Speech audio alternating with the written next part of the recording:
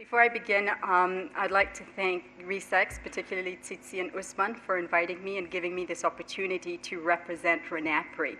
Although I'm the one standing up here or sitting, I do stand on the shoulders of 26 to 30 researchers that are spread within this network. So I do want to recognize that their work also feeds into this presentation.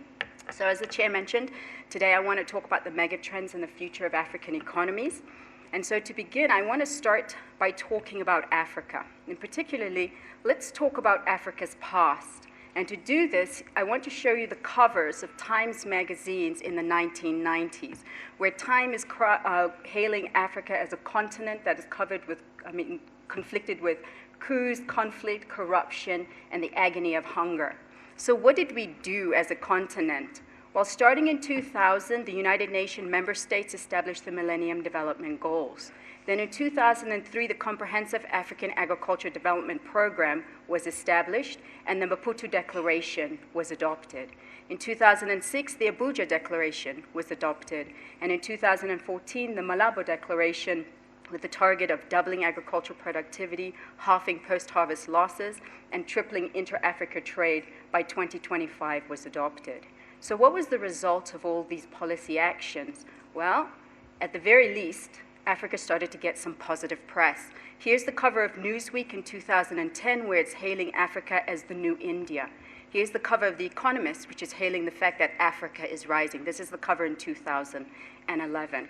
So then this brings me to the question that we in the network have been grappling with over the past 2 years. What is Africa's future going forward, particularly as we start to move towards the vision and priorities of Agenda 2063?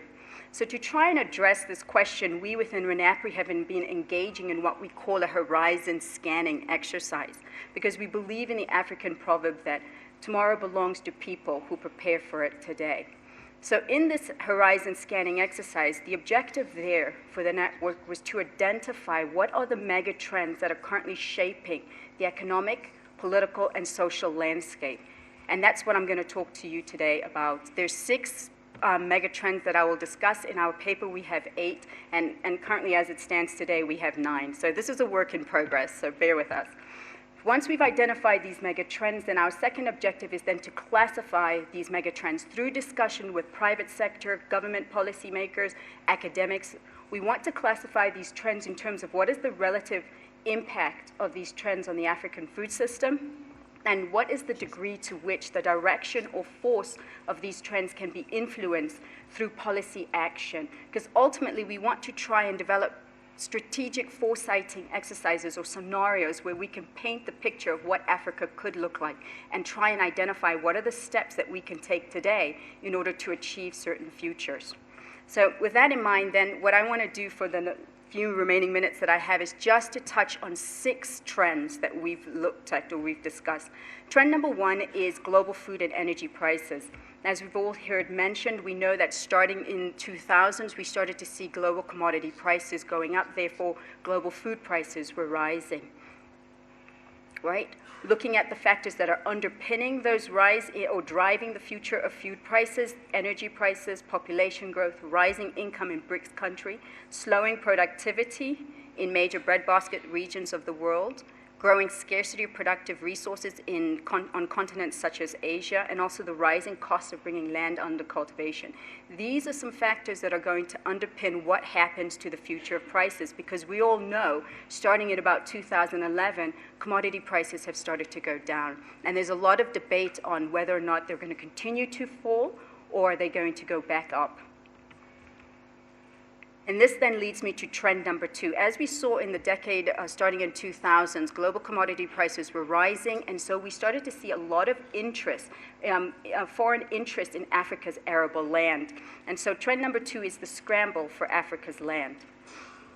But if you start to look at the numbers, though, we see that 9 countries contain 90% of Africa's unutilized arable land. The rest of us are sitting on only 8.8%. And countries such as DRC, Angola, Congo, which are fragile states, are sitting well over 50% of that available land. So how much land is really available?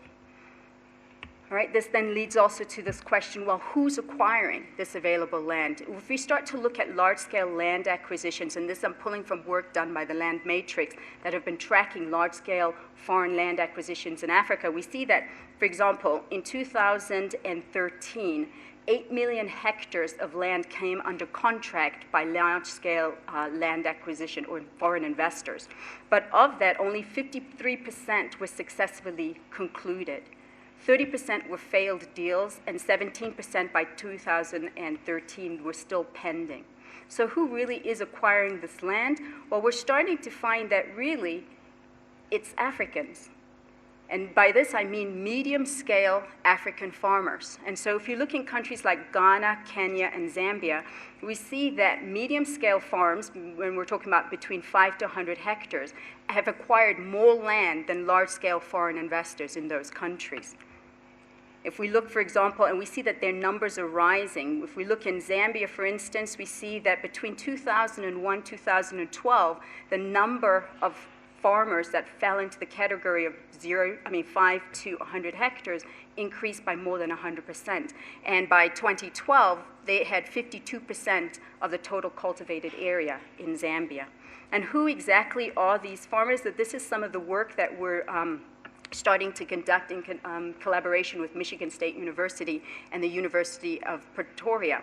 And what we're seeing is, and we've done a survey, and this survey is what we're calling a retrospective life history survey. And so in Zambia and Kenya, we're seeing that these medium-scale farmers are largely urban-based. They're mostly males. They have some level of political connection in that over 50%, at least in Kenya and Zambia, have had or are currently holding public positions.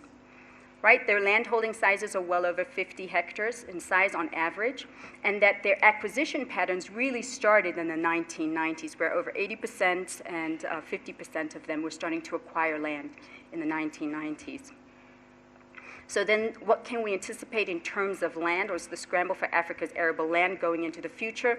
Well, we can expect the demise of customary tenure systems and the rise of land markets, with rising land prices on the continent, increased concentration of farmland, increasing land scarcity for rural-born Africans. And so this leads me then to trend number 3, which is land degradation in the smallholder farming areas. So as we see this emergence of this medium-scale farm acquiring more land, what happens to the smallholder farmer in Africa?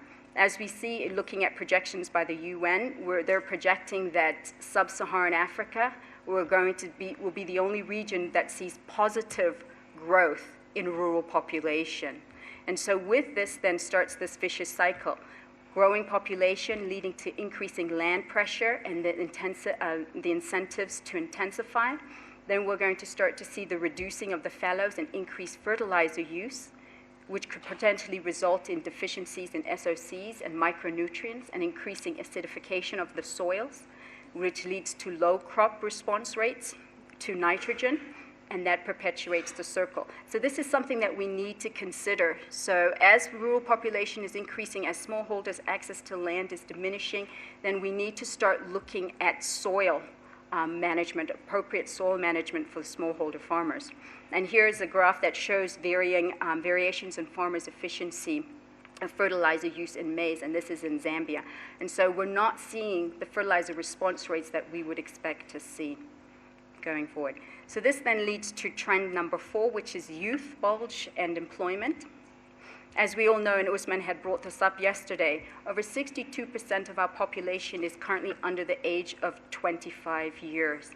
And going forward, we're expecting that between now and 2025, that over 330 million young people will be entering into the market for labor force.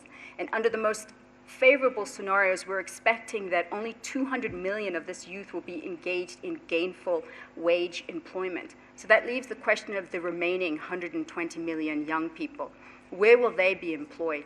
And what is the role of agriculture in providing jobs for the youth?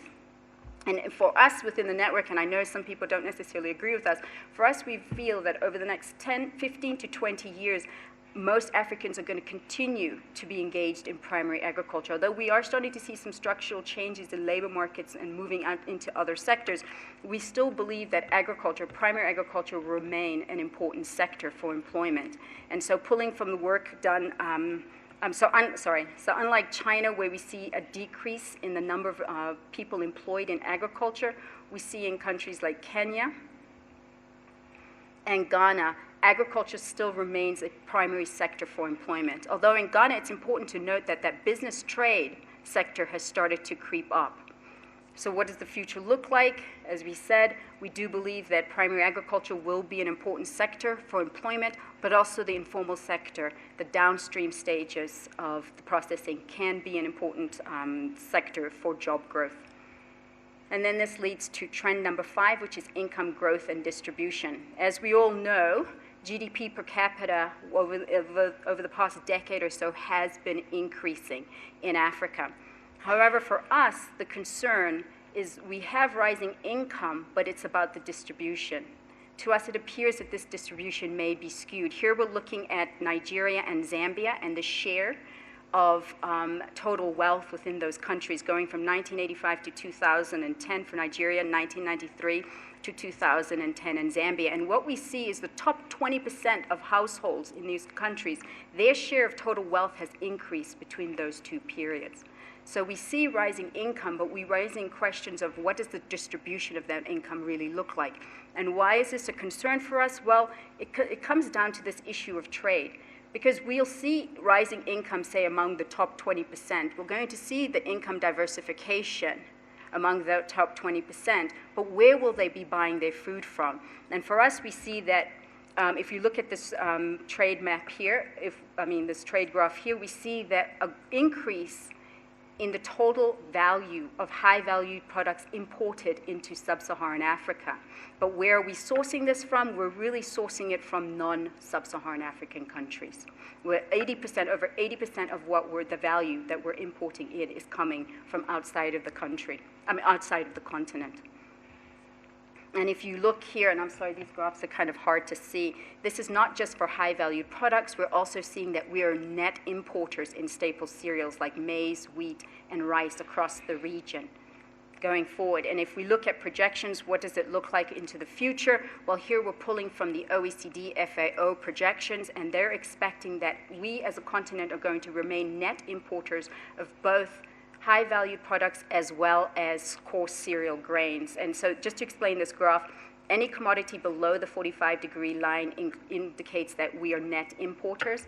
And as we see, as we move from, say, this point to this point for vegetable oil, it means for production will increase, our demand will also increase, but we're going to become increasingly more dependent on global markets for vegetable oils. So where are we going to be getting this food from? Well, Latin America, according to OECD and FAO. This is where we will be sourcing the majority of our food requirements.